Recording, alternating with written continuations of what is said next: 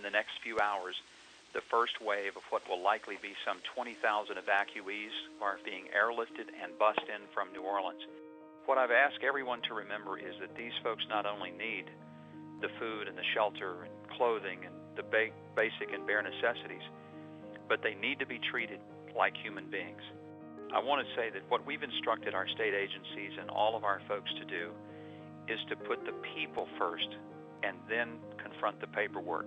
Governor Huckabee created the Katrina Assistance Relief Effort, or Operation CARE. That brought together more than 50 state agencies and streamlined relief efforts. It also provided a common place for evacuees to get critical news and information. As the scope of Katrina began to be really seen, I called an emergency meeting of our cabinet. I wanted this to be an effort where we put all of our resources on the line. A website was set up with continuously updated information about where people could find assistance.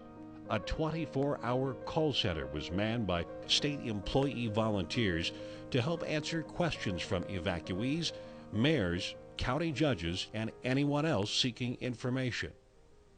State-run shelters were set up to handle the influx as evacuees made their way into all 75 counties.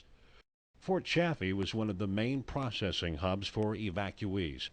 It was a joint effort by the Arkansas National Guard and the Sebastian County Office of Emergency Management. We just did what needed to be done. We went ahead and ordered the food that needed to be done and brought in the volunteers. We were constantly speaking to the state, asking for different kinds of assistance. The Sebastian County Office of Emergency Management and the Arkansas National Guard worked as partners at Fort Chaffee. They had been prepared to handle emergencies, but this one was different. We had had a full-scale weapons of mass destruction, Office for Domestic Preparedness exercise, July 18th. We had 400 responders on the ground, 48 agencies, and that's the norm for us. We do a lot of tabletop exercises and a lot of bring out all of our equipment and work together. Work on our communications, work on more alternate care facilities. We're working on our plans for pandemic flu. We're just constantly looking at ways to improve our local response. The preparedness exercises helped, but no one could have truly prepared for the mass influx of evacuees they were about to receive. On Friday, on the 2nd of September, I got the alert order that they were coming. At that time, we did not know when or how many. We were expecting 4,000 people. Well, we received 9,000 overnight, and to fly in and see just row after row after row, stretching for miles of buses, and then to get on the ground and find out that most of those buses still had people in them that they'd gotten food and water to, but there was just no place to send them there at the camp.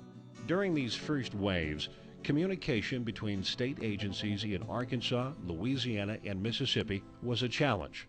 People were pouring into Arkansas every day. We had a lot of communication issues with what time are the evacuees coming in, what mode are they coming in from, and what is their condition when they land or when their bus arrives. We did not know that until we opened the door of the plane or the door of the bus. We just took them as they came and did the best we could and took care of their needs. We received an unbelievable amount of donations. At one time we had 5 warehouses full of donated goods. So many people around the United States heard that Fort Chaffee was receiving thousands of evacuees, and they sent us their donations. The final tally of evacuees who were processed through Fort Chaffee was nearly 12,000. I think the thing that I came away with in working with the volunteers and the National Guard and all those people was the caring nature that we have here in Arkansas. I think if you talk to the victims that came through Chaffee, they'll tell you that it was just everyone did whatever they could do to take care of their needs and to greet them with a smile and understanding something of what they'd gone through. Over the past year, The state and local governments have been going over what worked during the Katrina and Rita relief efforts and what areas need improvement for future disasters. The only big thing that really would have helped us would have probably been a more comprehensive communication capacity, which we will eventually have with the AWIN system. The Arkansas Wireless Information Network, or AWIN, is a state-of-the-art digital radio system that will greatly improve communications between state agencies. Through cooperative efforts with state, federal, local entities, we'll be able to talk to, if there's a problem in a particular area, all of the responders going in can go to a common channel and be able to talk. AWIN lets us talk among ourselves so that we can make good decisions and take better care next time of any emergency that comes about. In addition to the new systems, emergency operation centers across the state are working on plans to prepare for disaster relief in the future, whether it's for a hurricane, a tornado, or an ice storm. Major disaster relief plans also center around earthquake preparedness.